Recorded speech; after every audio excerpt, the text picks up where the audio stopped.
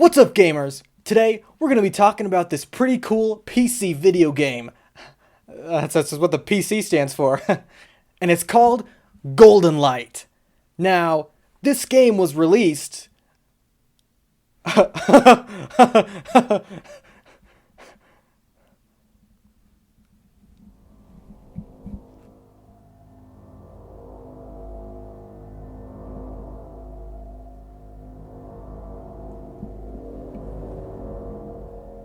Let me show you something.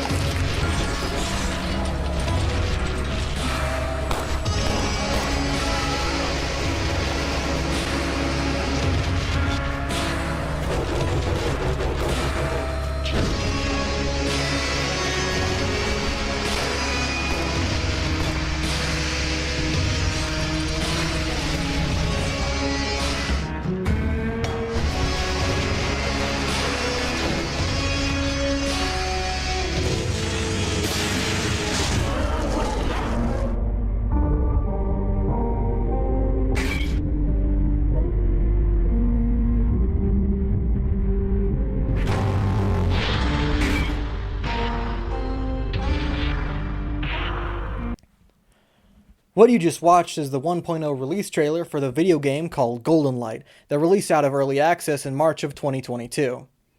That's right, this time I'm over a year and a half late. Now, before I get into talking about the game itself, I want you to stop and think for a second, what do we actually know about the game just from this trailer alone? We explore, there are monsters that can be desks, we attack things with weapons, and we can eat our weapons, and it's a roguelike. But that's pretty much it. Wait, no, there's more. This game is, like, weird, right? Like, what the fuck even is that thing? Where am I? How did I get here? Holy, please God, save me! A game's marketing, whether intentional or not, says a whole lot about the game itself. What's shown in the trailer? Is it full of sick gameplay? Is there little to no gameplay at all? Can we get a feel for the story and the characters that we're going to be interacting with? Do we get a glimpse of the world and setting, or the mood or vibe of the game? Or not? Unclear, messy, or confusing marketing can unintentionally say a lot about a game, that the developers themselves don't really have any idea of what their game is actually about. Listen, it's the new trendy thing to hit on Starfield, okay? Give me a break. Or at least it was when I was writing the script. God knows when this video is going to come out. It says a lot then that Golden Light's trailer tells us so little about the game. It really only serves to confuse you as you get hit with sensory overload trying to decipher every shot for the short amount of time it's on screen. It's confusing, showing so many contextless shots of strange monsters and environments with weird nonsensical edits and fake quotes. It's like you don't know what to trust. And the perfect thing is, that's exactly what the game is about. Not being able to trust yourself. But wait, I'm not done yet. I paused the trailer before it was over. Let's finish watching, shall we? Get Golden Light with these limited time bundles. Wait, Cruelty Squad? You mean that? Cruelty Squad? Oh no! Cruelty Squad is infamous for being one of the weirdest, most obtuse video games in existence, and this is perfectly reflected by the 1.0 release trailer for the game as well. It's 3 minutes long, so I'll only show you the first little bit of it.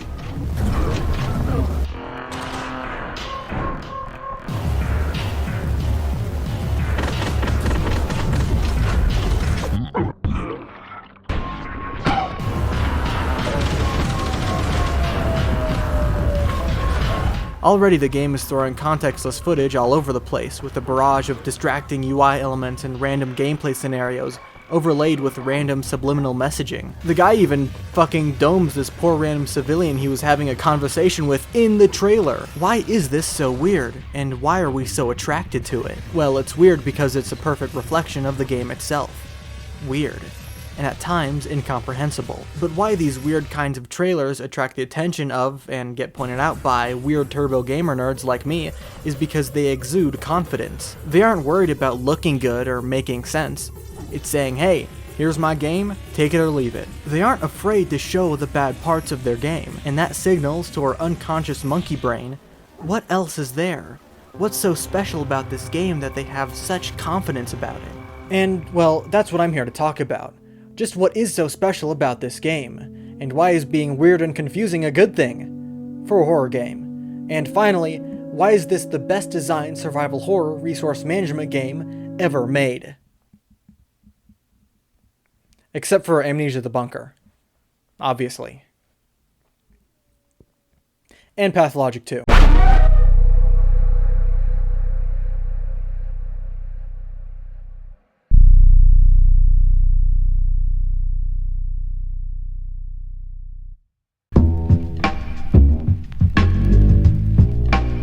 The first thing I want to do is show you the most immediately appealing and interesting thing about this game, the visuals and atmosphere. And I'm going to do that by just taking you through the opening hour of the game, play by play, so you can immerse yourself and really feel what playing the game is like. Actually, before that, I should talk about something else. Please, for the love of God, if you play this game, check your journal. You can use it to see your current inventory and items as well as your weight limit, seeing what different buffs and debuffs you have via the mementos, basically this game's version of your standard roguelike perk system, and you can even check story lore and hints as you progress through the game. So, check your journal!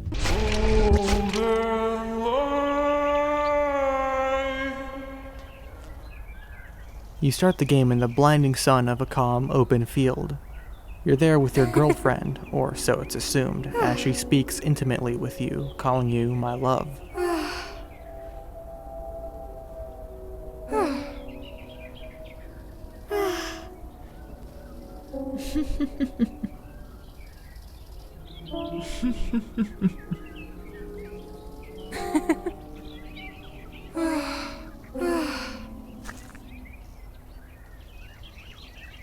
Her dialogue starts repeating, so we set off for a distant rose, a present for Our Lady.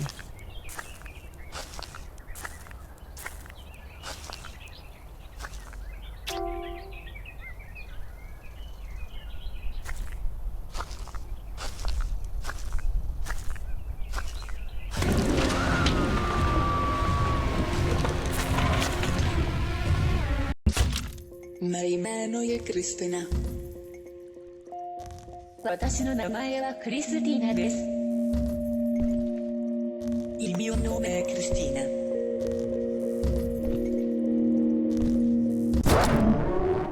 We find our girlfriend, but it's not really her. It's some stone statue, just a replica resembling her. She speaks through it somehow, telling us that the gut has trapped her here and has her under hundreds of locks.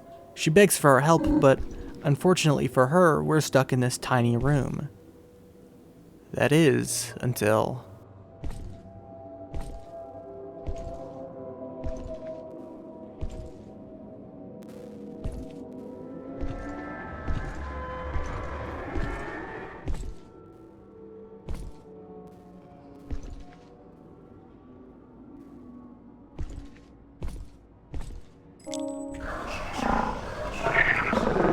We hear a booming voice, as if coming from within the walls, but also all around us. Something large and ominous is speaking to us, and seemingly aware of our actions. Something is watching us.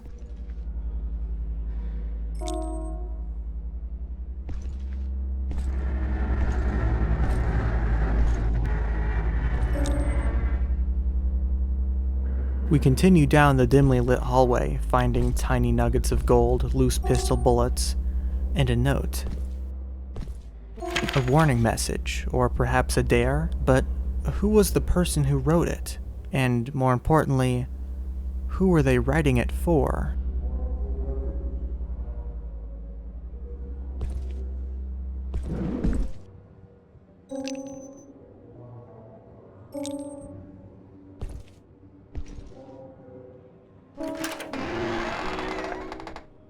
As we enter a larger room, we see a strange, malformed, pulsating object laying in front of us. A dark, cold tablet with eyes and a large square mouth, seemingly displaying our surroundings in the center. It jitters about, staring at you, almost as if it's alive. You can hear a faint sound of breathing emanating from it. The path in front of us is illuminated by the yellow light of what looks to be an elevator, blocked off by chains with a single lock on it.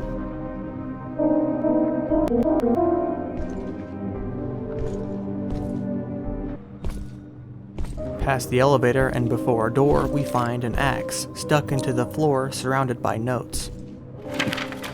The notes are seemingly about the axe, almost referring to it as if it's alive.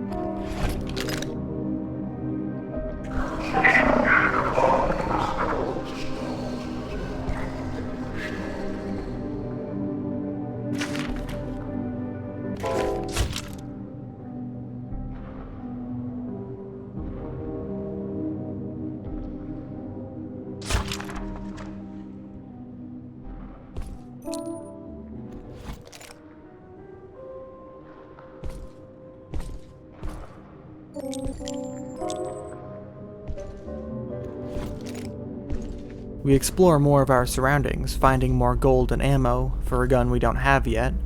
There doesn't seem to be anything hostile around us, but at least we now have a weapon, just in case. But is that really gonna help us?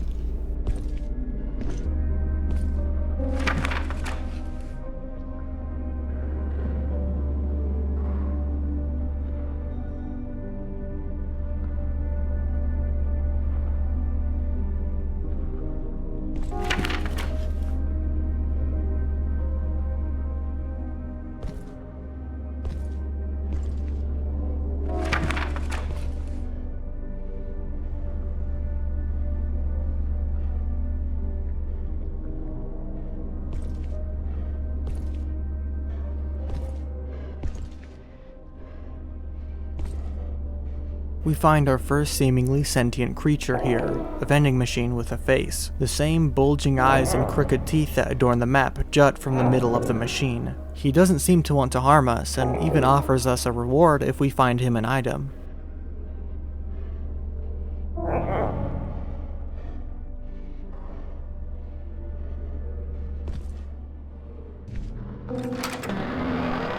Further on, we're met with a giant wall of fire blocking our progress.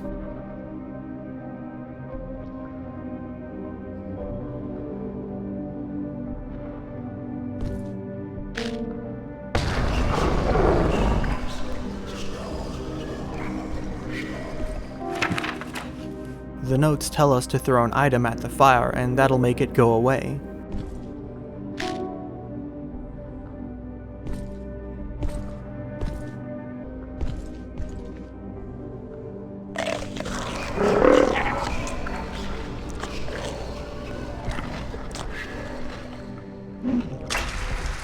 The items themselves produce all sorts of strange and, as of now, unknown effects. We're afflicted with the love status effect, and one of them teleports us to where it was thrown, directly in the middle of the fire. A third one makes the air smell of blood.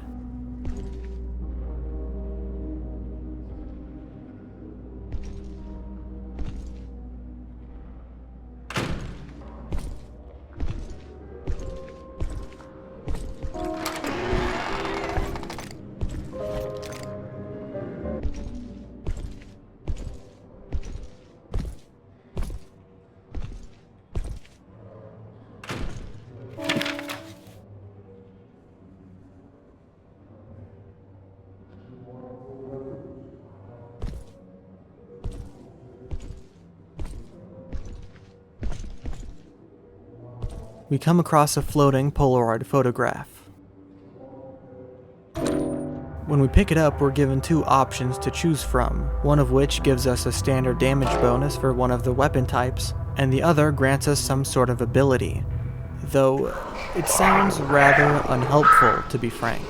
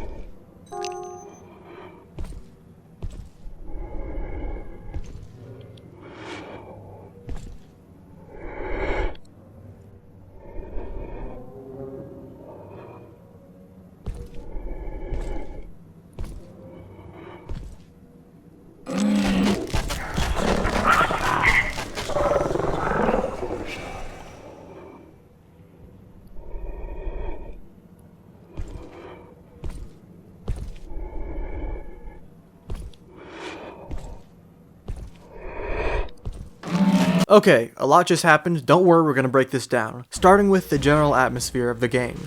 If you were watching, I'm sure you could tell, this game is just dripping with atmosphere. From the visuals, the washed out colors of the decrepit hallways, patches of walls lit with the sickly neon hue of the CRT screens, the dense and cluttered environments filled with detail, to the sound design, the stomping of your boots, the creaking of the floor, the humming of the monitors, the chime of the elevator, and the various sickly sounds of the gut. All of these aspects work together to create a believable, if fantastical and ominous environment that's easy to immerse yourself in. That's one of this game's biggest strengths, how easily and effortlessly it immerses you into the world. Sound design is a big factor to that.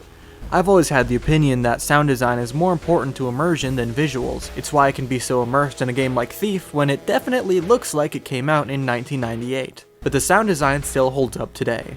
I even recognize the metal footstep sound in media that comes out this year. I know it's just a stock sound effect, okay, shut up. They use it first, so I win. Past the atmosphere though is the game itself, and whether the player realizes it or not, they're subtly being taught about this game and the world it takes place in through this little tutorial level. Let's go through it again bit by bit and see what we've learned. First thing is that there's a voice that talks to us. It doesn't seem to be the most reliable though, sometimes giving us advice, but most of the time just tricking us into wasting an item. The voice does give us a lot of lore though, so that's helpful. As for what this voice is, well, I'll leave that for the narrative section later. Next, we learn about our inventory. You can pick up as much gold and bullets as you want with no visible limit on how much you can carry. Items, however, tell a different story. A weapon is just any item that goes in your right hand. Yes, even the map. And yes, you can attack with it, but it seriously does no damage, so unless you want to hit something for like 5 minutes to kill it, I wouldn't recommend doing that. You can only carry 2 weapons, which you can swap between with Q. This limitation creates the decision of what's best to bring with you, which we'll get more into later. Next are items that go in your left hand, just called items. These, well, you can throw and eat them.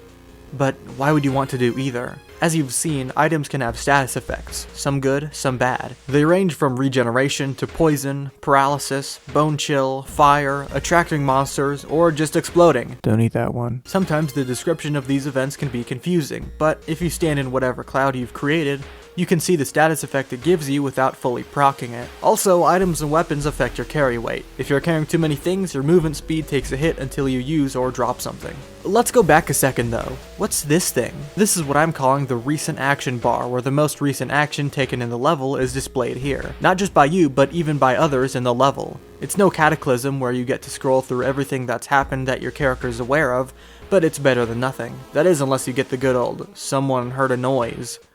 I mean, really? No shit. Then there's the elevator. This is what you'll use to exit a level, but it's blocked off by a number of locks which you have to find keys for scattered around the level. Simple enough. And finally, there's these things called mementos, which basically act as your regular roguelike passive buffs and debuffs, ranging from doing more damage with a specific weapon, increasing your movement speed by growing an extra pair of legs, or each of your fingers growing 2 more fingers, meaning you have 30 fingers now? A little misleading. Or having a meat creature, the mole, drag you to a random part of the level at a random time, or spawning in your own pet monster to protect you, or just straight up having Max Payne shoot dodge powers. Guys, I know, okay, listen. Max Payne Montage 3 is coming out soon, don't worry. Now you pretty much know the basics of the game. And that's good and all, but there's still a whole lot of things the tutorial doesn't explicitly teach you. For example, the game only shows you a single enemy type, the Mimic, that disguises itself as random objects in the level. Not only that, it only shows one of the several kinds of environmental obstacles and 0 of the traps in the game. It only gave us 3 weapon types if you count the map as a weapon, and all of them are optional. And actually, all of the notes that tell you what things are and what to do are technically optional as well. The end result of this is that by the end of the tutorial, the player doesn't really know what to think or expect from the full game.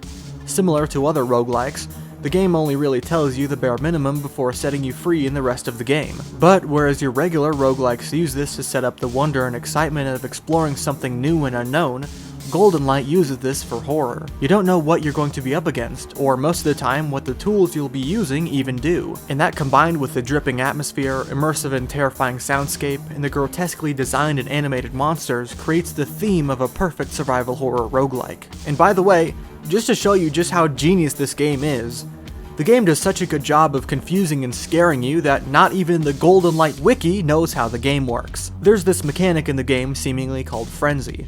It isn't named in the game itself, which is described on the wiki as follows. Starting after the first floor in a biome, once all keys have been picked up, every monster will know where you are and chase you forever until you either die or escape the floor. Which, credit to them, is a thing that happens in the game. Good job on that. But only on the second floor of the biome, not all the subsequent floors after the first. For reference, each biome only has 3 floors. And this isn't even that hard to check. You just have to get to the 3rd floor, pick up all the keys, and see that, well, nothing happens. And this speaks to just how incredibly confusing and alien this game is. Not even the people whose job it is to know everything about the game know everything about the game. The game hides and lies so much to you that, after the tutorial, you only really have the bare minimum the game tells you and your wits to survive the rest of the game. Which, for a survival horror game, is perfect. So this game's presentation is off the charts effective at confusing and terrifying the player. That's great and all, but if the rest of the game doesn't conform to this ideology, then we're just left with a game with amazing presentation but just kinda meh gameplay. Luckily for us, Golden Light not only delivers on atmosphere and presentation, but is one of the best designed survival horror resource management games to date.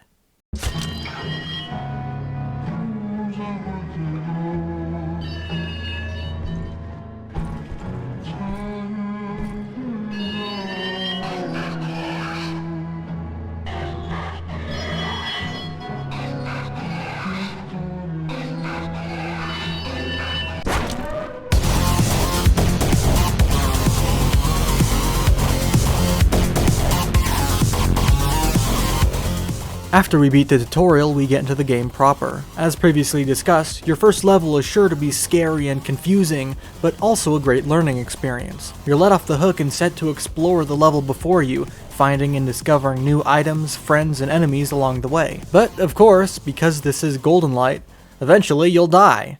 And when you do,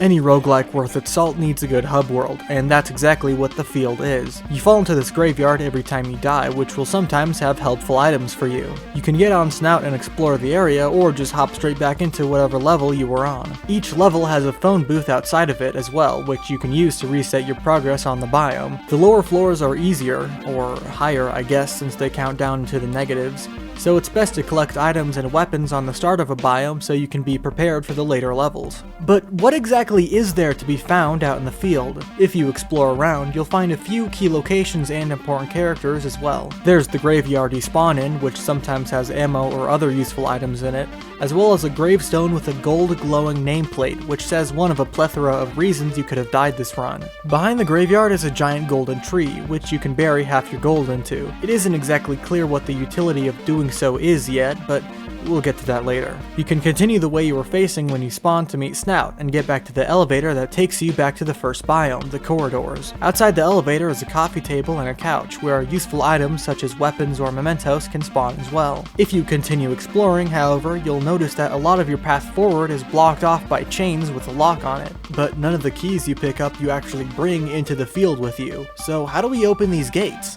Well, we aren't really sure for now, but we'll come back to this. Lastly, in the starting area, there's Val, a giant man with a misshapen face, hunched over, eternally playing the piano. If we climb onto him and up to the piano, we meet a glob of meat called Royal. He says that Val loves to play and that no one's forcing him to.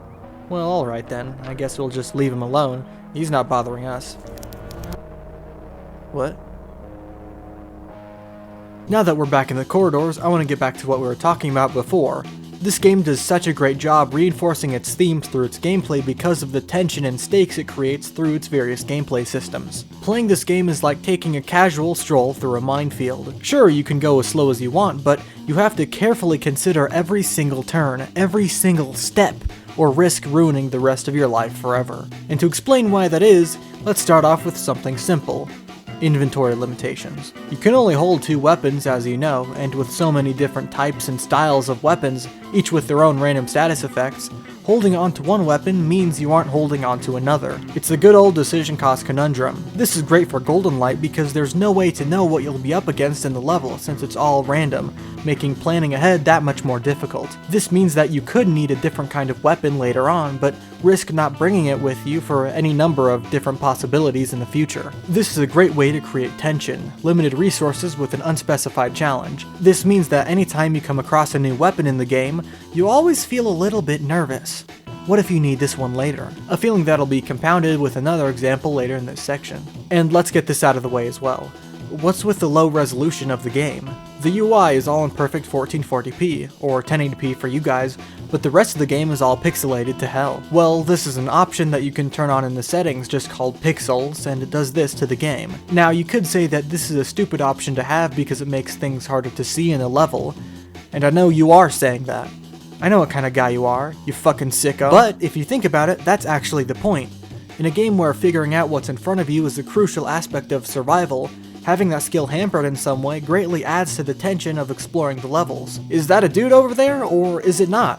I guess I gotta get closer to see. Also, you can zoom in by just holding the right mouse button down, so it's not really as bad as you'd think. One more thing this game does to confuse the living shit out of you is something I considered having in the audio-visual section earlier, but I decided to do it in the gameplay section instead, since I feel like that's where most of its impact is felt. Actually, why don't we give it its own?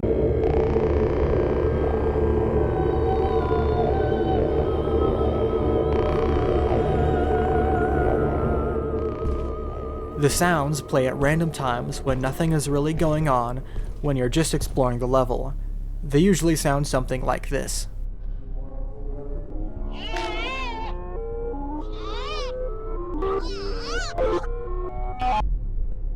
The sound itself changes from instance to instance, but it's almost always, the sound plays, it's repeated and sped up rapidly, then ends with one long, slowed down, low-pitched version. Now, as for the question of what this sound actually means in the game, I have no fucking clue. It's not a sound any of the monsters makes, though it can play monster sounds. It's not anything being triggered or attacking in another part of the map, or it would say so on the action bar. It's not something spotting you or some sort of alert noise, since it's usually playing when you're perfectly fine. Usually? See, that's the thing, I really have no fucking idea, because sometimes it does, sometimes it doesn't. My best theory is that maybe this is signaling that a basic mob is respawning in another part of the map?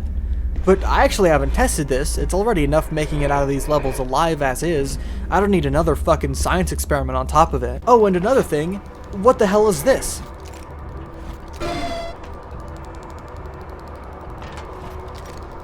You see, it's almost sad I didn't react to it at all. I'm like, oh yeah, this is totally normal. This is a normal occurrence. Like in a game with fucking mimics hiding in every corner. Which these aren't, by the way. These are just regular inanimate objects. Or are they? Who knows? This game knows how to fuck with you. These things are basically just red herrings designed to spook you into thinking there's actually something there that's gonna kill you. And boy do these work wonders. Here's some early footage of me playing this game a year ago that never made it into this video.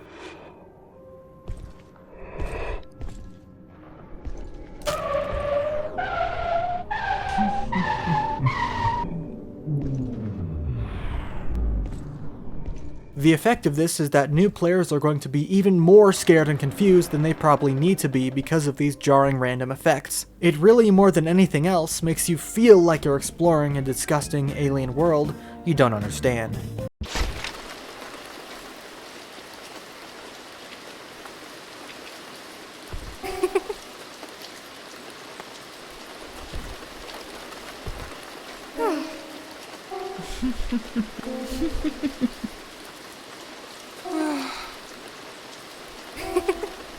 One final thing, and the biggest thing I wanted to touch on before we continue, is how healing works in this game and how it creates one of the most stressful experiences in gaming history. Healing and health in general is how many games create a sense of tension or horror in their gameplay. A game where you can only take a few hits before dying and your methods of healing are extremely rare or limited is going to be much more tense and scary than one where you can take a million hits before dying and you have plentiful resources to heal yourself with no downsides to using them. This means that healing, the act of getting lost health back, is an incredibly important part to the rhythm of any game. As a wise man once said, the guy who gets to decide how players get health back actually is responsible for more of the game than the people who design the levels in a weird way.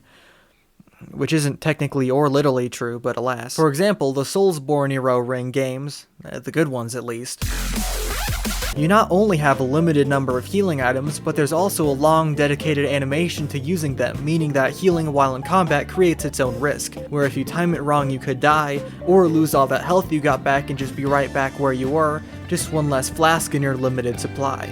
Golden Light takes this concept to the logical extreme. What if your actual means of defending yourself was also your source of healing? The items I mentioned before not only apply an unknown status effect when you eat them, but also heal back a certain amount of health, regardless of the effect. And wait, let's just get this out of the way right here. Why are you eating all these disgusting items and even gobbling down weapons as well? Well, everything in this game is made of meat. The walls, the enemies, and yes, even the items too. Since everything is meat, that means that everything can be eaten. Any of your weird, disgusting items? Eat it up. A knife? Eat it. A fire axe? Gobble it up. A gun? Fucking chow down, man. 2 shotguns fused to the end of another shotgun? Actually, you can't eat those. Multi-barreled guns are an extremely rare and useful item, so it'd be kind of a huge developer oversight to just let you be able to eat those whenever you want. Just kidding! You can eat them too! Not this one, actually. I call dibs on that one. But now this means that your ability to get health back is determined by how many items you have left, how safe you are, and what the item even does in the first place. Maybe you really need to heal, but your item has a poison effect. Do you eat it, getting a little bit of health back in the short term, but being stuck with the poison, which might make you worse off than when you started, or even just kill you? Is it worth the risk of that little bit of health that might let you take a few more hits, so you can get even further in the level to find a more useful item? Or would it be better spent clearing out a room of enemies instead? We could potentially make our lives easier by using this to clear out a room of potential threats, but then you're going without healing, leaving yourself vulnerable until you find something more useful. Is it really worth that risk in the long run?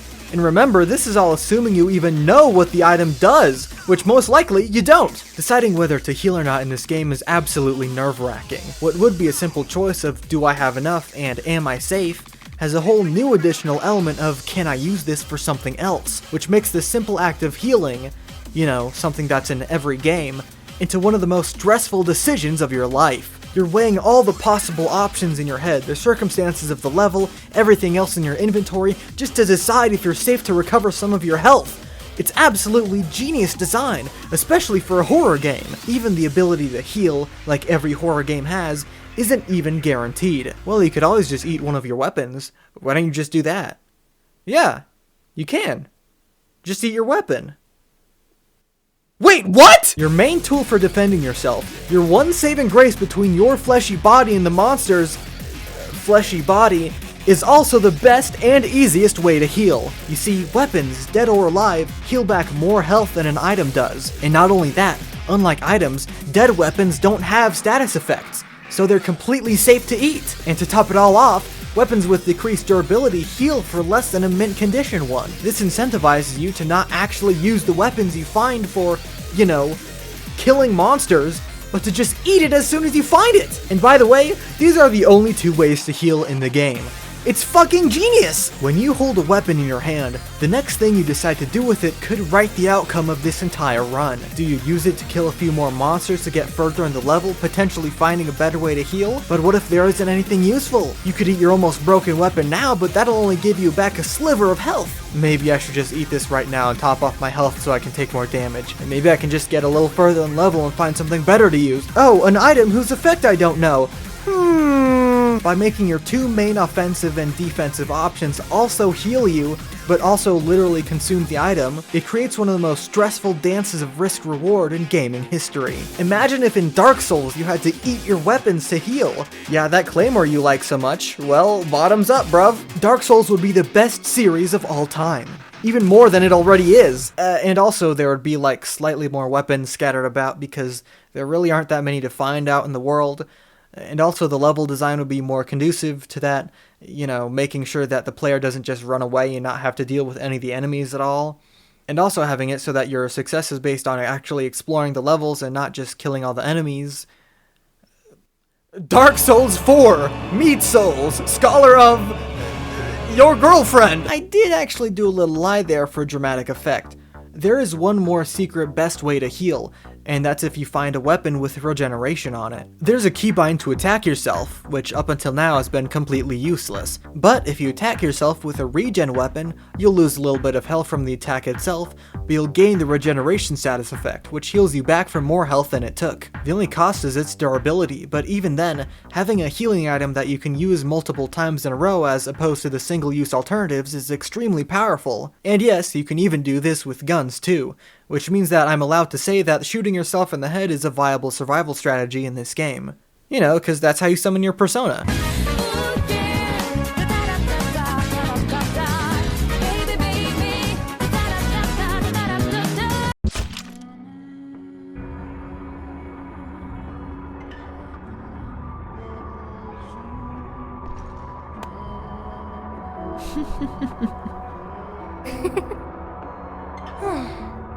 So, having all these tough decisions is good and all, but there has to be something to push the player into those stressful situations in order for it to be compelling. If we want the player to worry about how to get their health back, we have to give them a reason that they'd be losing health. Or alternatively, a reason for them to think that they're going to be losing health. But I'm getting ahead of myself. This game does give you ample reasons to be cautious and worry about your safety. The gut isn't just full of random items and talking vending machines, but also hostile enemies that wish only to tear you to pieces. Now, I could go down the list and explain all of the enemies and what they do, how they act, etc., but instead, I'm going to pull a golden light and... not! Okay, I will talk about the enemies since... you know, they're kind of a really important aspect of how the game creates its tension. But when I would try to go into describing each and every enemy, it just felt like I was missing the point. The point isn't that each enemy has their own unique specifications that differentiate them, which they do, and it isn't even that they all make up for their own strengths and weaknesses in conjunction with one another, meaning that pairing up different enemies creates interesting and unique challenges for the player, which they do, it's that the enemies, traps, environmental hazards, and even the levels themselves all work together to create an intimidating but incredibly engaging challenge for the player. To show you what I mean, let me give you an example of a standard encounter in Golden Light. You walk through a fatty and enter a larger room filled with the rust status effect. You see the glow of what you think is a key at the other end of the room, but you hear the breathing of a mimic as well. There's plenty of random objects strewn around the room, but because you're just at the entrance of the room, you can't triangulate which object it is. Oh, and let's say you have one item in a map. What do? Well, let's really think about this for a sec. You have an item, so you could try throwing it into the room and getting rid of the rust, and if it's a harmful effect like bleed or poison or fire, you could get the mimic out of the way too. But we don't really know what we've been through in the level so far, or even what's to come in the future, so we might want to play it safe and hang on to it in case there's a better place to use it up ahead, or we need a desperate heal. And also, there's no telling where the mimic will go if we do throw the item out. It always tries to escape any harmful effect cloud, so it could wander right towards us, which is bad because we had to walk through a fatty to get in here. Since you move so slowly through them, the mimic has a good chance of catching up to us and attacking us anyways. But if you think about it, we only have a map anyways. Rust only increases the durability we lose when attacking with a weapon. If we don't attack anything, then the status effect basically doesn't exist. So then, what do we do about the mimic? Well, if you've played for some time, you'll know that lower tier enemies like the mimics will run away after a while if you don't attack them, even if they just attacked you. So let's say in this situation, we decide not to waste the item and trek through the rust to get the key, and we're ambushed by the mimic. He takes a chunk of our health and runs off to another part of the level. But other than that, we're safely able to grab the key without losing any durability to a weapon or using up an item. So now the situation has changed quite a bit. We still have our one item and our map, but now we have one of the keys that we'll need to leave the level as well. And we do have rust, but no weapon that it would actually be a detriment to. And if we're willing to sit and wait a minute, we can backtrack to where we were and wait for the rust to go away before progressing. We did lose some health, but not a ton. We can continue onwards or risk using our item. Or if you feel comfortable exploring without it, we can munch on our map and get all of that health back. By the way, I literally just came up with all of that on the spot. If that's not a good sign of how amazing this game is, that I can just throw a bunch of random game elements into a room and create a compelling challenge, then I don't know what is. When all the game's elements are working together, it turns into a sort of puzzle game almost. One that rewards careful planning and tactical execution. Let's do one more example. And let's up the stakes too, just for fun. You're at about half health. You have an axe with rust, let's say, and no items. You're going down a hallway and you have to jump over a hands trap, which is just a block of the floor that damages anything that stands on it. It comes up after a short delay, so if you're quick enough, you can jump over it. You enter a larger room. One half is covered in poison, and the other half is safe. Inside is, oh no, an eye taker! And you hear a mimic as well! You see an exit to the left and to the right of the room, but you don't know where they lead.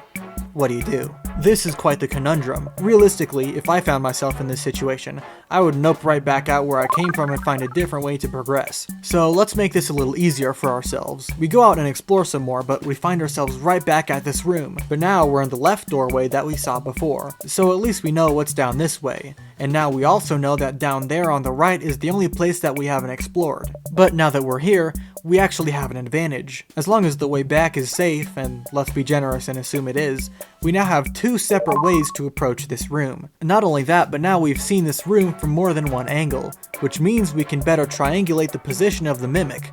It sounds like he's somewhere in this corner here. So what does this mean? We probably don't want to run from one entrance to another, unless we want to aggro the mimic, and the eye taker along with it. And speaking of the eye taker, it's quite large and pretty fast too. If you do gain its attention, it'll chase you to the ends of the earth. It's seriously hard to hide from these guys once you've aggroed them, but maybe we can use that to our advantage. Let's say on our way over here, we had to get past a door. A mimic stuck to the wall disguised as a door, that pounces out at anything in front of it and gives it the bleed status effect. Okay, I have an idea that just might be crazy enough to work. I want to go back to the first door and aggro the eye taker, run around in the poison to get him poisoned, and then lead him into the door so he gets bleed, and then finally finish him off by leading him into the hands trap. There's just one problem.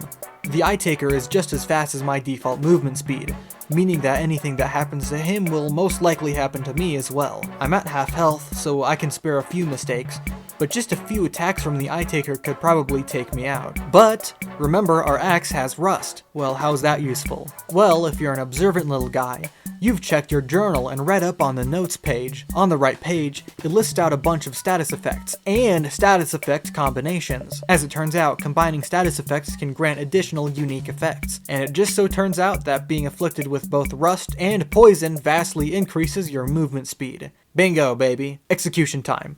We go back around avoiding the door, jumping over the hands, and we're back at the original entrance. We can avoid the mimic if we run through the poison, but of course we'll aggro the eye taker, which is exactly what we want. First, hit ourselves with the axe so we get the rust status effect. Then we bust in, grab the eye taker's attention, and run him around the poison so that we're both poisoned. Now I get the rust and poison boost, so I can easily outrun him, but I have to be careful. If he's not right behind me when I go past the door and the hands, he'll walk right through their cooldown window and be perfectly fine. I wait for him in front of the door, and boom, now he's poisoned and bleeding. I run him back around to the original entrance, and at this point he's lost a pretty good chunk of health from the status effects. I wait for him again at the hands, and then BAM! He's as good as dead. If that didn't kill him, I can finish him off with the axe. The good thing about combining status effects is that it removes the two other effects that you had, so I'm not poisoned or rusted anymore. And that's that room solved. Since we have a weapon this time, we can deal with the mimic however we like and continue on through the door to the right. Just for fun, let's change a few of the variables and see how that changes our plan. Let's say that instead of the axe with rust, we have a shotgun with fire, and instead of the hands trap, we have a mostly harmless condemned sitting there. A large NPC with strange machinery strapped to its head. They aren't hostile towards us unless you provoke them by stealing something they're holding or attacking them first. Well, now we only have the poison and the door to hurt the eye taker. Plus, we don't have our rust weapon to get the speed boost anymore. We could always risk just running up to him and shotgunning him, but these guys have a lot of health. We'd also risk taking a lethal amount of damage in the process, or even worse, aggroing the mimic to come and help him out. But that's not the only way. The door isn't the only enemy that gives you a status effect when attacking, but the condemned do too. And what is that status effect? Rust, baby! But even better, if you've read the notes, you also know that bleed and fire increases your attack across the board, meaning that if we get hit by the condemned, shoot ourselves with a shotgun, get hit by the door, and then run into the poison, we have rust and poison, and bleed and fire. Basically just turning the game into Doom as we circle strafe around the enemies, too fast for them to hit us, blowing their heads off with our increased damage. The whole reason I decided to talk about this game isn't just because of its weird presentation and world, though that's a large part of it, and it isn't just because of the intense risk-reward decision-cost strategy in planning out your next actions, though all that stuff is pretty cool. It's that all of those things tied together, bolstered by a unique and unforgiving, but still fair puzzle-like level structure, giving you a random selection of tools and items with the unknown layout of the level, with random challenge and battles you have to figure out how to face or avoid to progress. That's what makes this game so engaging and addictive to come back to. I swear, this game is like crack, or more like an LSD trip actually, and a really bad one at that. But that engaging feeling of slowly progressing through the level, making use of all your tools, is a feeling like no other in gaming. Except for... there's this game series called Stalker, and if you want to get an idea of what playing this game is like, this one's a pretty good example. Sure, there's scary monsters and shooting gopniks, but it's more than that. There's this term I heard once that I really clung to, and it's only really something I've felt in the games like Stalker and Golden Light, and more recently The Bunker and Lethal Company. The term is ambient danger level. It's the feeling that even if you're completely safe, and there's no immediate danger around you, you aren't truly 100% sure if you are safe. The majority of Stalker is just walking through a dead, irradiated open environment. Yes, walking. There's no vehicles in the game. Not that the maps are super duper large, but it's all walking. But it's still engaging because you know that at any second, you could run into an anomaly if you're not paying attention. There could be a pack of wolves or bandits just around the next turn, and if you aren't ready for it, you'll get fucked. In Stalker, even just walking from one place to another is tense because of the difficulty and unpredictability of the world. Golden Light is the same way. Because the game hides so much of its mechanics and information from you, you never feel safe. You're always at a disadvantage, and it sucks. But that makes fighting it out, using the tools you were given, even with the shitty hand you were dealt, and making it out alive each and every time feels amazing. All the way to the bitter, bloody, meaty end.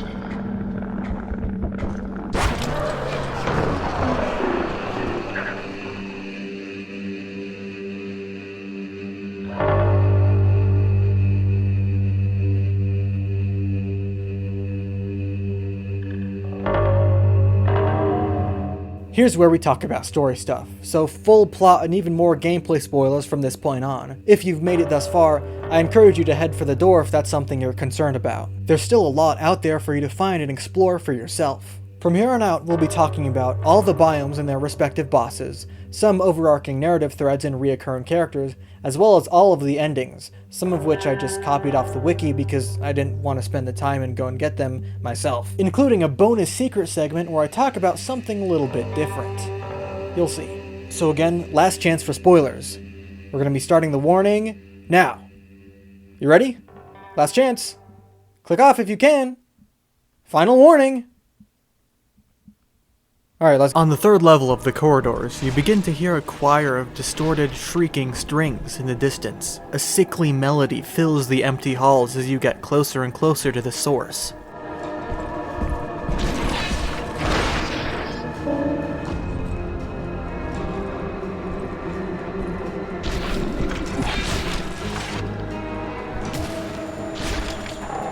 This is Care, a long trail of discs made of arms. If it learns of your presence, it'll charge towards you, causing a good amount of damage. Care is actually immune to gunfire and the fire status effect, and it spreads rust wherever it goes. We get to learn some lore about Care in this level. As we explore around, we hear more voices from the gut telling us how Care used to be a couple, but they got so close they fused together, or something like that. And now more and more people get absorbed into it, and now it wants to do the same to you! All of the bosses in this game are completely optional. You only need to unlock the elevator just like every other level. But this time, inside the elevator is a floating head, simply called her head.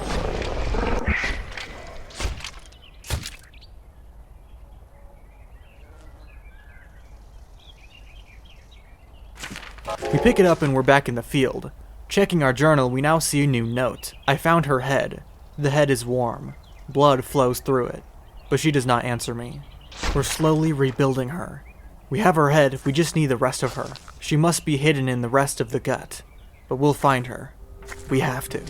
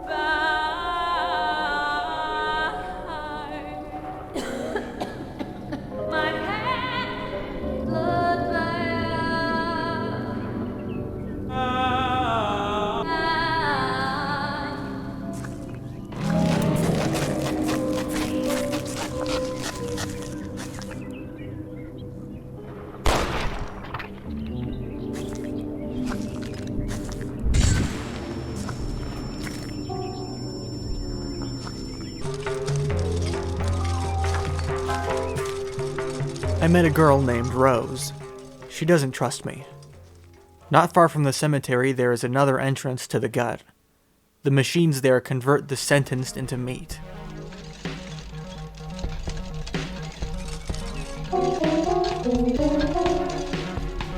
Oh, right. How are we gonna get through here? Well, odds are you picked up a golden key or two in the corridors. These aren't the regular keys we're used to, the ones that you use to open the elevator. These actually stay in your inventory and are used to open these gates out in the field. But you can only find them by exploring the lower levels of the gut. And I think they're completely random, so there's a chance that you won't have one by the time you beat the corridors. It's kinda dumb, but they're not the most rare thing in the world, and are usually pretty easy to find if you explore most of the level before leaving. One more thing before we continue. In the cemetery, behind one of the headstones, we find an object. These golden meats are hidden around the field, and finding one will give you a helpful extra segment of your health bar. You can get up to 6 of these, I think, and it really helps during the endgame. Though the game doesn't seem to really know if it wants these to be secrets or intended for progression, since they just give you the first one in the cemetery, and all the rest are hidden in super obscure, hard to get to spots. And then there's another one just chilling in front of one of the level entrances. Like, do you want me to go secret hunting, or do you just want to give me these when I reach a new level? The game doesn't seem to know what it wants, and we end up with a weird middle ground where sometimes they just give them to you, and sometimes you gotta look around for them. Like the rest of the game, it's quite obscure and can get a lot of newer players stuck or confused with how and when they're supposed to upgrade their health.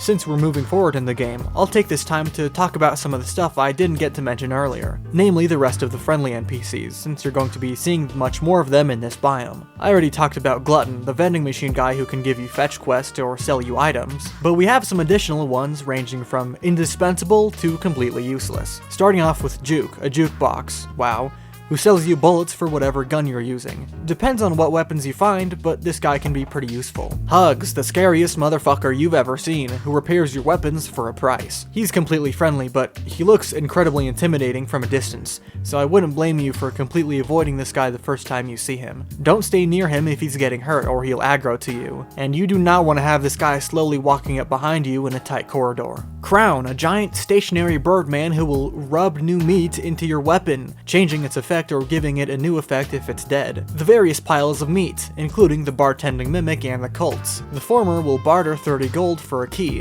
which is really funny if you're on the second floor of a biome and you buy the last one from him and he just charges straight at you immediately afterwards. And the cultists, who hang out in small status-affected rooms that will let you join their cult for an amount of gold, and you will become immune to the status effect until you die or join a different cult. Lloyd in the Band, which consists of Lloyd, who functions as a bartender on the bar floors and theater floors. If you interact with him, he'll give you meat booze, which when drank will give you a random status effect. And the Band, which are non-hostile meats resembling band instruments playing a song. You don't get anything from interacting with them. Hanging Doctor, who will revive your dead pets if you have any, for a price. And of course, who could forget Laugh in Eye, a stretched out, folded up, malformed man thing who sells you lobotomizers to get rid of mementos. There are a few others, but they're less helpful. The Toilet Gunman, who isn't even on the wiki, funny enough, who just talks to you and his sound font is the gun shooting sound effect. And Pipe Snake, who is the talking dude in the toilet! Or maybe it's this guy, who knows. But he just talks to you and lets you dunk your hand in the toilet, which heals you slightly. Moving on to the actual level itself, the factory is a dark, noisy biome with new non-hostile entities, the Condemned, who sit on the ground convulsing until they are hurt or you take an item that they're holding, at which point they'll become hostile and lumber towards you in an incredibly menacing faction. Faction? Though this biome is largely much darker than the previous corridors, with there being no monitors and less overhead lights, strips of neon yellow lights line where the floor and ceiling intersect with the walls, meaning you can always gauge the size of whatever room you're in. The boss of this biome is Meal, a giant slow-moving wall with a single yellow light close to its bottom, which helps to identify it. It can also easily be identified even from a distance by the radio broadcast it emits. And before you go into the comments, I know what the radio broadcast is from. I get it, you're an epic gamer, okay? We're all super proud of you. We get our girlfriend's hand and we're out of here.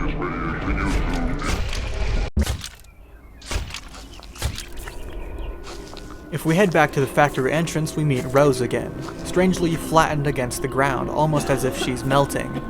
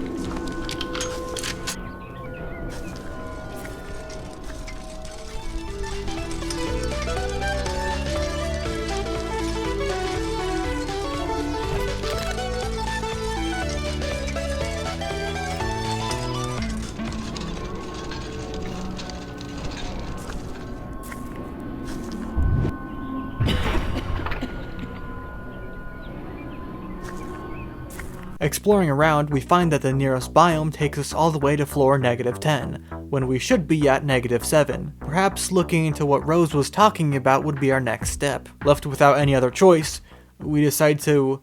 Baby, baby, baby, baby, baby, yeah!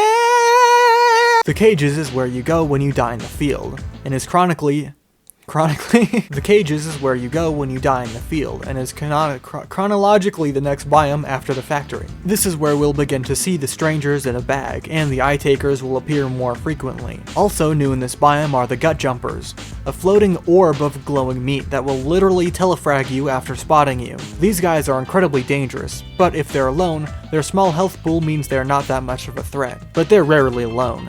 The two most dangerous enemies, the eye taker and the gut jumper, spawn on this floor, and if that impacts my description of this place at all, it's because I spent as little time on this floor as physically possible. But not actually because of the monsters. You might be looking at this footage and wondering why my FOV is so high. I picked up a memento right before this called Golden Brain, a piece of gold stuck in your brain. It looked good at first, but gold quickly grew in your brain, taking control of your vision and the vestibular apparatus. In short, bigger FOV, which is awesome. That's a huge strategic advantage in a game where the boss of this biome is Needles. I didn't fight this guy in this playthrough, and I didn't my first playthrough either. How are you supposed to hit a giant needle poking in and out of the ceiling? The wiki tells us that she is a collection of silver spike-like appendages. Wait, she? Is that canon? We collect her leg after gathering all the keys, and we're out of here. Next up is the back streets, a large maze of back alleys in an urban setting. There are a couple unique enemies here, like Meat Cop, who I actually never ran into, and that's because he only spawns in when the player finds a loophole in the level, like reading a special note twice in a row. I haven't explained what a special note is, but that's okay. Oh no, I'm not gonna tell you. The Meat Cop will initially rush to the player's location and tell you that you're suspicious before asking, how are we going to resolve this issue? You have the option to bribe them and... This is like the best game ever made. Another new enemy is Mr. Pole, who acts more like a trap. He hides in a sewer manhole to jump out and stab you, inflicting poison. The boss for this floor is the Gut Divers, a large blob of arms that dives into and out of the floor like a fish going in and out of water. Actually, I found another memento on this floor. It has a chance to inflict status effect on your weapon in the process of self-harm? The fuck does that mean? Does it mean inflict on other enemies, or inflict onto my weapon? Wait, what's this image? Why does this look familiar somehow? Wait, what? No fucking way! No fucking... I mean, it was just a joke, but it's actually in the game? What the fuck?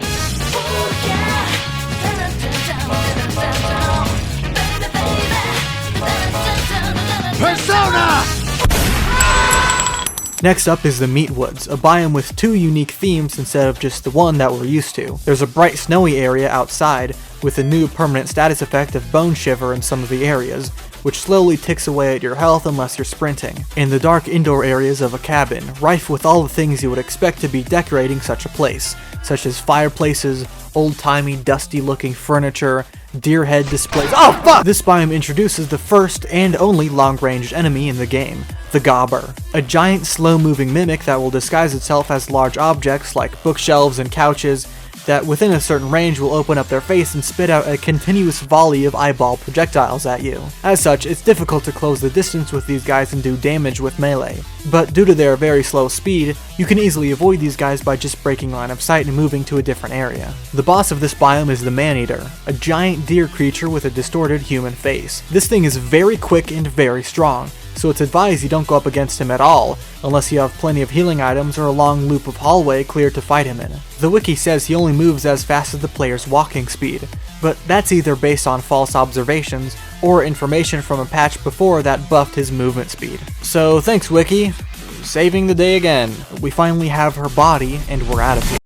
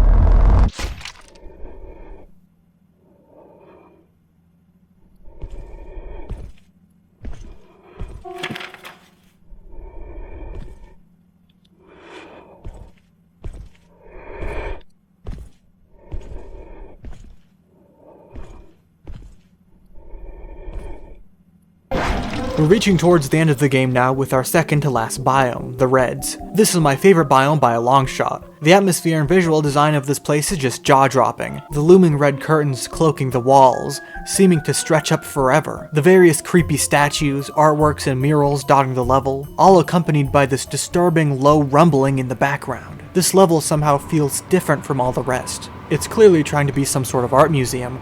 All of the levels in the gut are doing its best to mimic the real world, but this one seems somehow less fake. Not less fake as in more true to reality, but less fake as in there's less it's covering up. There's more open space in this biome than any of the other previous levels, and with a more clean and minimalist design to the environment, it feels more empty. And as we look up, I can't help but get the feeling that there's some indescribable, unknown power lurking just out of sight. It feels almost like cosmic horror. Anyways, we have to find 6 keys on this biome! 6 fucking keys! Holy fuck! This biome also has some of the most bonkers level generation. I mean, just look at this map. A new enemy in this biome is the butt bug, who I can't help but assume was supposed to be called gut bug, but maybe there was a typo and he just thought it was really funny so he didn't change it. The boss of this biome is fucking terrifying. Castle is a giant man on a giant horse with a flaming sword, who has 1 billion health and does enough damage to go through the screen and damage my mental health. In case it's not clear enough, you should not fight this guy. Unless you're one of those good at Dark Souls people I hear all about. Anyways, we get her heart and we're peacing out.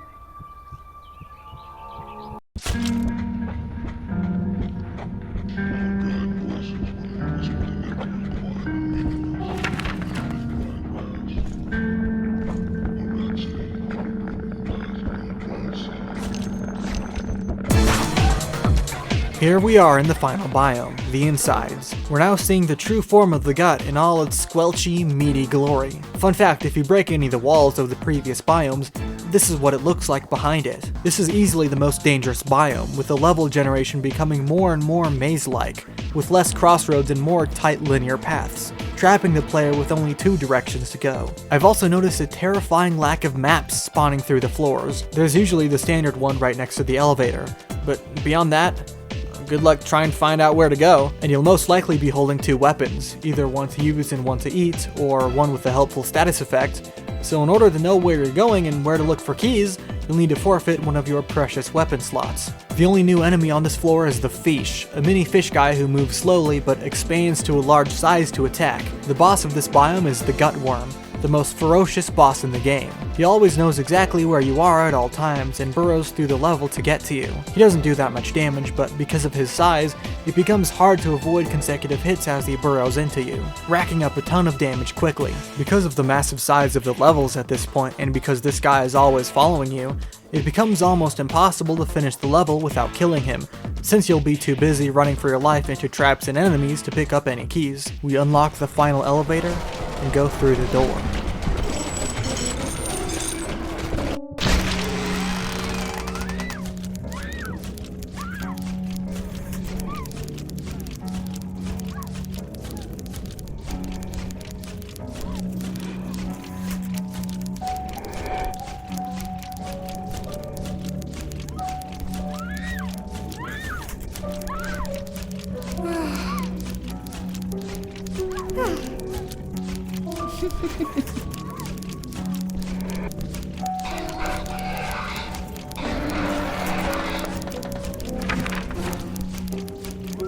I cannot understand. Was I too late? Was I not trying hard enough to get her back? One thing is clear. I've paid enough for whatever I've done. But all this suffering only led to more suffering. At the end of a journey, a man shall change, they say. I feel like I'm the same. No knowledge of what to do. No knowledge of what to want. No bloody wrath. No humble forgiveness. I'm neither here nor there.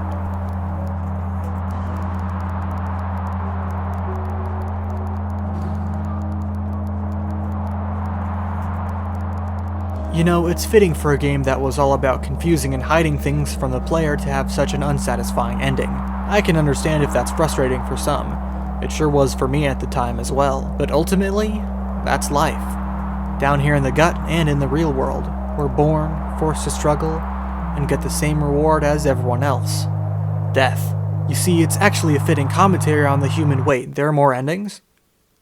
Well, time to play through the game an entire 3 more times just so I can get to— oh, well, gee, would you look at that? Well, I guess I don't have to talk about the endings then.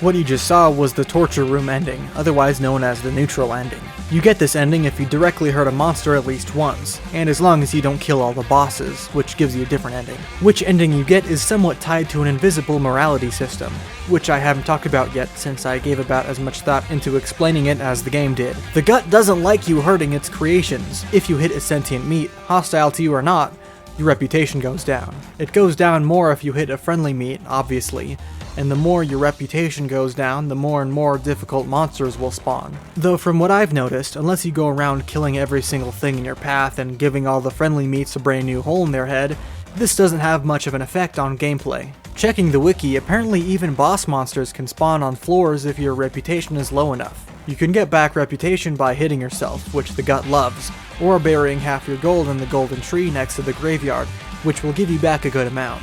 Enough to be safe if you were previously getting decked by late game enemies spawning in the factory. The murder room ending, or genocide ending, you can get by killing all the bosses in the game. Yes, that includes these two, so good luck with that. I personally couldn't go through with this one. From Maneater on, all the bosses are just insanely tanky and powerful. But if you do beat them, you get this special ending. All I'm able to show you from the ending is the note that you're prompted to write after reaching the murder room. I finally found out how everything works. You either keep fighting, hoping to keep the beast inside, or you give up. In any case, you will suffer. You indulge in pleasure and then writhe in shame and regret. Or you gnaw off your hands, just not to reach for the forbidden fruit. The only difference is that giving up fighting is easier.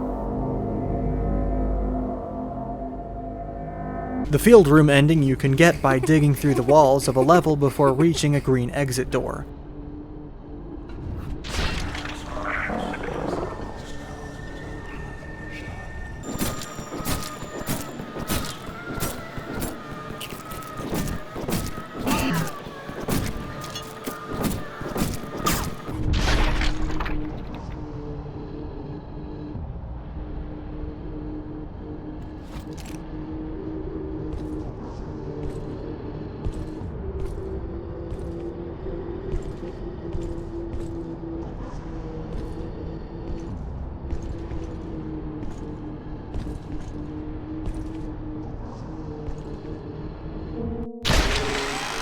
Upon going through it, you appear to be back in the field from the intro, but everything seems to be really big. Or you, really small.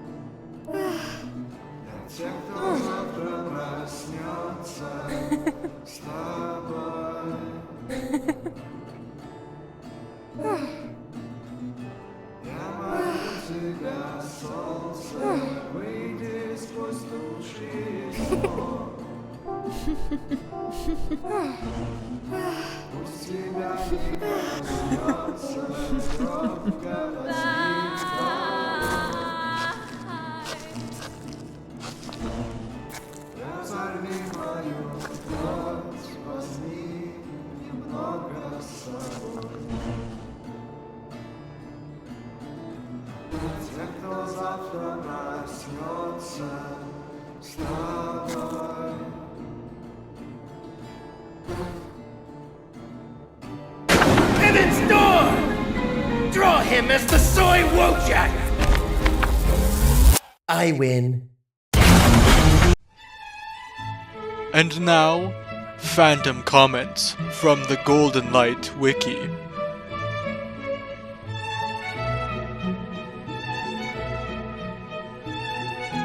The field room ending suggests that the player is actually a dog.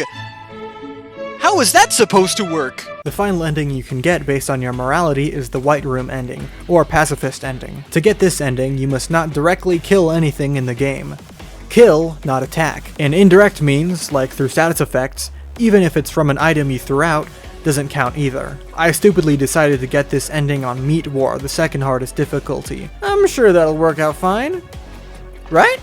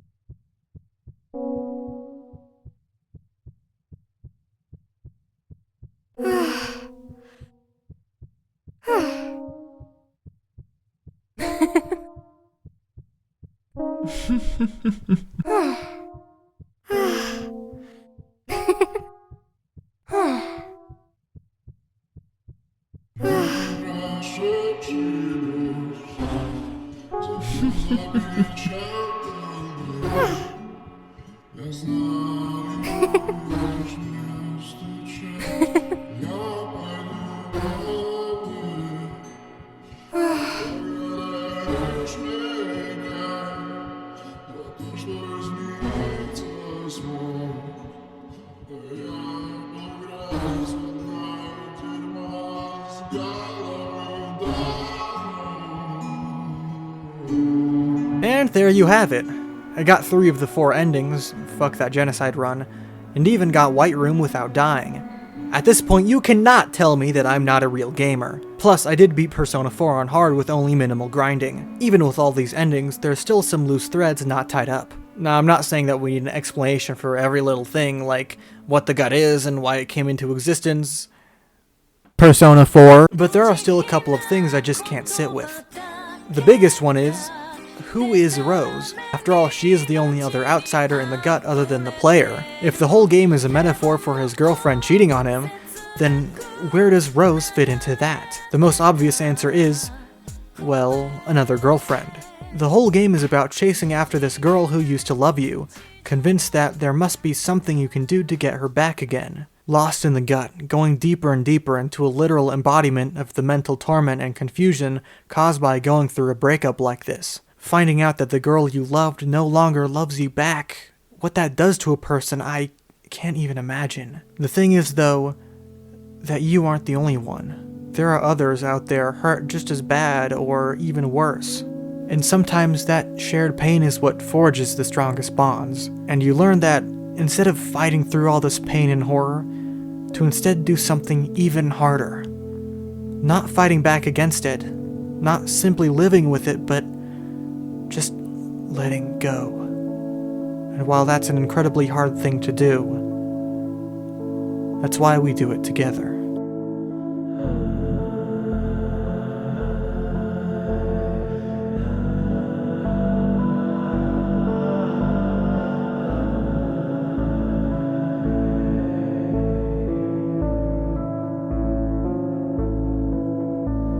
Wow, I'm super reading into this too much, aren't I? You listen here, Mr. Pink. If it turns out this is just a game about going into Meat World to save your GF, I swear to God. Well, anyways, even if I am wrong, all of that is answered in the spin-off prequel game, Golden Light of Rose, where you play as Rose. And by answered, I of course mean that nothing is answered at all, and in fact, I'm even more confused now. Please help me. I should actually talk about the spin-off game, seeing as you can't actually play it anymore. That's right, they took it off the Steam store. Even if you buy Golden Light, you can no longer play Golden Light of Rose. My Steam account just became worth billions!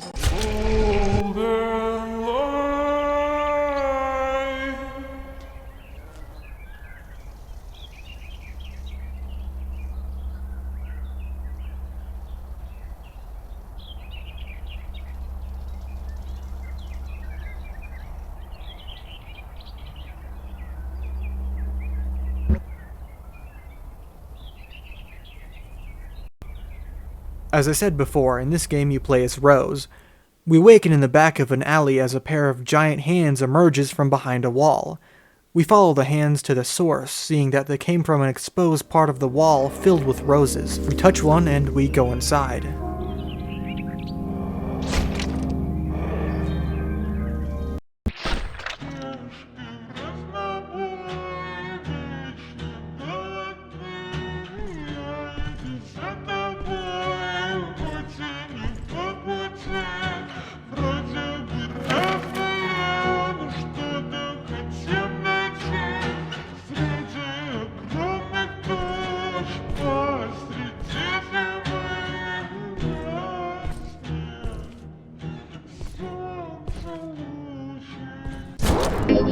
The new biome we get to explore is the Blood Flowers, a hedge maze-like zone with roses sprouting from the bushes.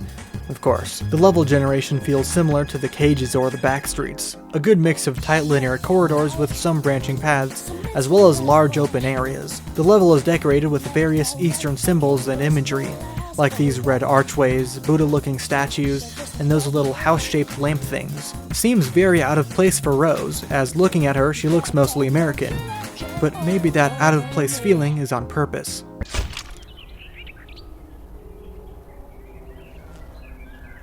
Instead of going into a hub world and progressing to the next area, Each floor of the biome has its own unique safe area that you go back to once you die. This one takes the form of a back alley with a basketball court in the center. This one is filled with other roses, who all have something to say about the gut or about themselves. They're all referred to without any relation to Rose herself, like girl in the telephone booth, girl upstairs, or girl on the ground.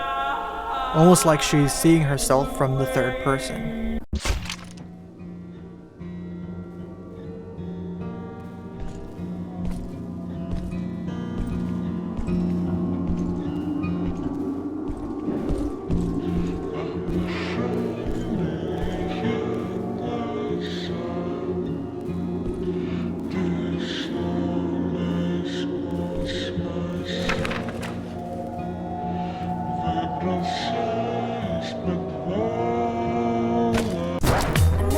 This spin-off doesn't really have much in the way of new content.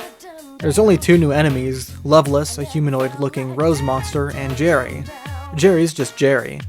Why is he here? IDK, TBH, and it has very little in the way of story, just some bits and pieces we get from flashbacks in the hub world. But the main game technically didn't have much in the way of story either. But in the end, that is Golden Light. Maybe there is meaning, or maybe there isn't. And as players, if we're willing to be open and experience what these creators are sharing with us, we can extract a little bit of our own meaning from them.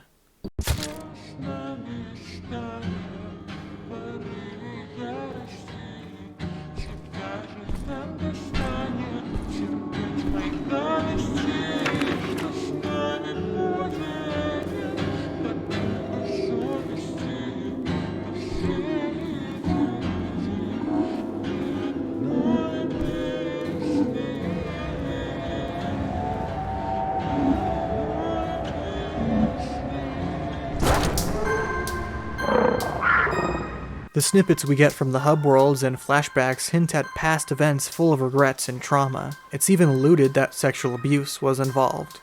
Whatever happened, she blames herself for it. She talks about the endless time she spent in here, and constantly references self-harm and suicide. The gut itself even says, "I talk to you like an adult." Maybe lingering lines from a traumatic childhood, and "Why did you do this to her?" Maybe talking about something else.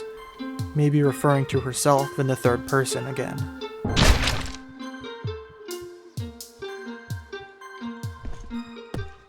The game ends with you walking out of the plane and into a field. The camera is much closer to the ground this time, almost from the point of view of a child.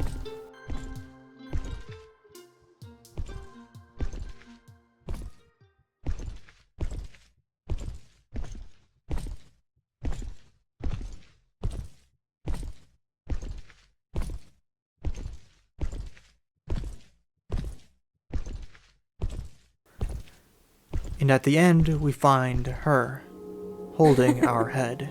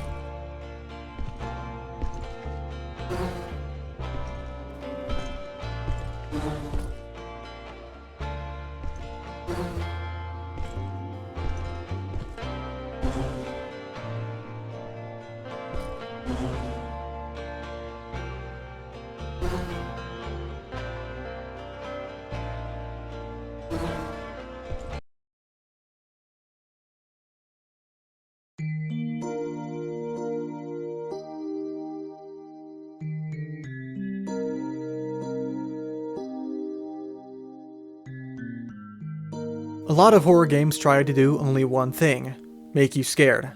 Well, duh, that's kind of why they're called horror games. But Golden Light does successfully what any game rarely ever does: to scare you, and also provide one of the most engaging gameplay experiences known to man. Once you play a horror game, the scares usually lose all their luster. You know exactly what is coming and when. The fear comes from not knowing what's around the corner. The unknown is what fuels the strongest fear in our minds. But you can't just make the scares random, as you run the risk of creating an underwhelming experience. Or worse, causing frustration. Golden Light rides the perfect tightrope between the known and unknown, predictable and unpredictable, that made me come back and make this video even years after I first played it back in 2021. By keeping the player just enough in the dark, they never feel like they're fully in control. That fear still persisted to my final pacifist run playthrough, and even more so at that point since I couldn't defend myself, and quite honestly, that's an achievement to be celebrated. Now usually this would be where the video ends. I will or won't recommend a game, and whether or not you want to play it is up to you. But this time, I have a favor to ask. I think I mentioned this before, but Mr. Pink is a Russian developer. Back at the start of 2022, he even made an update video that Steam wasn't paying him for his game that just released. I think that's resolved now, but still, this game is not what I would call marketable. It's weird, gross, dark, and terrifying. This isn't the type of thing a publisher is going to smear all over the internet advertising when the season pass is going to be available. But this also means that Mr. Pink and his team are only getting a fraction of what I think they deserve. Because while the game isn't pretty or even fun at times, it is special. And it absolutely deserves more attention than it's got. And I know this is coming from a guy with only 900 subs, but I know that there are over 30,000 of you out there that watched my previous review, and if even a fraction of that is enough to get the ball rolling on this game, then this video was worth it. So if you've gotten this far in the video, please buy this game. It's only $20, which is an absolute criminal price for what this game offers, unless you don't want to support the developer because he lives in Russia, and that money will most likely be going back to the Russian government. Or maybe he has really obscure ties to the Russian government, or whatever shit you weirdos find out, then that's fine. Perfectly understandable. Even if you don't actually play it. These guys, the indie devs, are the ones who are going to create the next gaming masterpieces, so go support them. Or no, wait, they already did make the next gaming masterpiece. I'm the one doing the review, so I'm right! Golden Light for Game of the Year 2024! I'm at least glad they finally delivered what the gaming industry has been needing all these years. A game where you get to eat your gun. No, that can't be where the video ends. I'd like to take a second and shout out my patrons who've been supporting me for some reason despite the fact that there's been nothing on my Patreon for over a year now. But I'm excited to announce that that's changed, and there's stuff from this video like the art and art just about Golden Light in general, and also the project files and script for this video as well. Oh, and stuff from my comic like concept art is going to be on there as well. And if you've been wondering why this video took so long to make, it's because A, I'm lazy, and B, Army of Me. It's the webcomic that I'm making, and I'm really spending most of my time and effort over there, so I'd really appreciate you checking that out. Link is in the description and on my channel page as well. Oh, and the highest tier of supporter will also get early access to videos like this one and chapters of Army of Me as well. I'd like to personally thank Mags, Chris Kidsmiller, Swapman, and Monday's Last Brain Cell for subscribing to the $5 tier. Arigato.